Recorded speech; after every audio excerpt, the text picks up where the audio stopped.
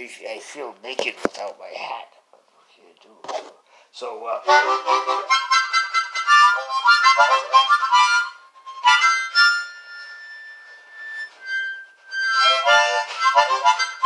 so there's the story. Oh, and I love him so much, by Pepe. He was the best. And there's the story of, he was up in Arashat, Nova Scotia, because he used to go there for allergies in the 19-teens and 1920s. And my great meme one time sent him on the bus. I guess there were buses in Arashat in the 1920s. It must have been, because she sent him on one. And she had this slip of paper for the butcher. And so he goes on a bus, and he goes to the butcher's shop in Arashat, and he hands the butcher's slip of paper, so he disappears in the back of the shop, behind the curtain. He comes back out, and he's got a round object wrapped in a newspaper. I don't know if I told this story before, but round object wrapped in a newspaper.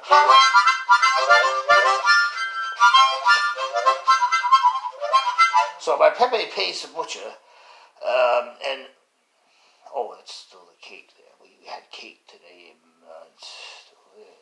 A lot of it, too.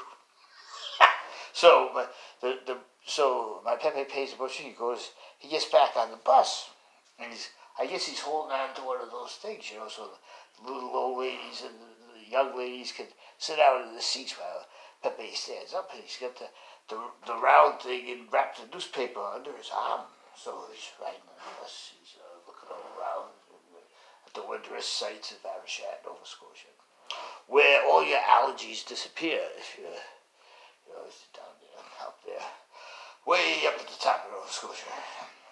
So, the bus, oh, jeez, that was fun. So I don't know if there's a squirrel or a pothole or what, but all of a sudden the bus lurches forward, and out of the newspaper that my Pepe's holding, a pig's head falls down on the floor and rolls down the aisle. Everybody's looking. Pig's head rolls down. Ah! So some people are excited, nervous, upset, and it stops right at the bus driver's feet. So the bus driver looks at the pig's head at his feet. He looks back at my Pepe, and my Pepe is standing there with oblivious to everything. He's got the newspaper empty in his hand he's holding. So the bus driver says, "Hey, you, come here for a minute, come here." So, my Pepe doesn't know what's going on, but he looks, all of a sudden he looks at this.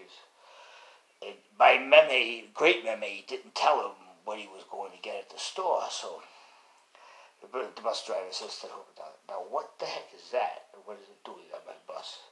The pig said, "They use it for cheese, for making stuff with cheese." So I said, I don't know, there's something with the butcher. She didn't tell me what I was supposed to get. I'm innocent. I don't know. I don't know what's happening. Out. Get out, he says. Walk home. I don't care. This is outrageous. So my Pepe steps on. He takes a piece of it. I think it was now this is my uncle's story, and my uncle liked a lot of baloney throwing. So no, I'm supposing it's true because he said it so emphatically and with so much precision and detail. And I thought I'm not trying to embarrass my Pepe. I loved him very much, so I was thinking of adding all the sisters to the story too. They all go to the butcher shop, maybe all 5 of them, is embellish the story a little. And that would be the way of not, just making my Pepe the one who has this unfortunate incident. So he gets home, nothing. She's got no cheese for that night, so I had something else. And that was back in the 1920s, and I guess the 20s or teens. They all used to go, they had terrible allergies. My Pepe's sisters, my great memes, they all go up to Arashat. And there's vegetation there.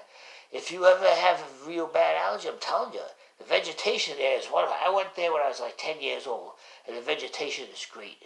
Your allergies just disappear. This was back in 1972 we went there. And we stayed at a hotel. A guy named Ernie ran the hotel. And one time we went to this people's house, and there was this little elderly lady, kind-hearted, nice, real nice lady, sitting by the window in a rocking chair. And the family's all there, the kids are running around, the parents, and the grandmother. And she was there back in the 1920s when my Pepe and his sisters and mother, he wasn't yet married at that time, and he had that Stanley steamer I talked about before. I think so. I think he must have had the Stanley steamer. So this little old lady sitting there, and this is like 50, 60 years later, and she names my Pepe by his first name. She names every one of his sisters too. And wouldn't you know, she still remembered them after all those years. And life goes on. Life is great. Life is grand. And Pepe was a wonderful, beautiful, honest, very spiritual human being. And I'll never forget him. And God bless all of you. You're all wonderful too. And I hope you all got your shots and you're all back in the swing of things and everything's going fine and wonderful. And well, I'm going to get off now because I'm almost up to 7 minutes. It's going to take a long, long time to, upload and process and all that other stuff. So I'll see you later, and I'll put this in the same album. And maybe I'll do some talk-alongs, the memories of the past and stuff. This is unscripted. I don't have a script before me or anything. I'm just going off the top of my head, my memories and stuff like that. And so I'll tell you some other stories along the way, here and there. And everybody pray for everybody else, and let's make every day Thanksgiving. It's a wonderful thing, and God bless everybody.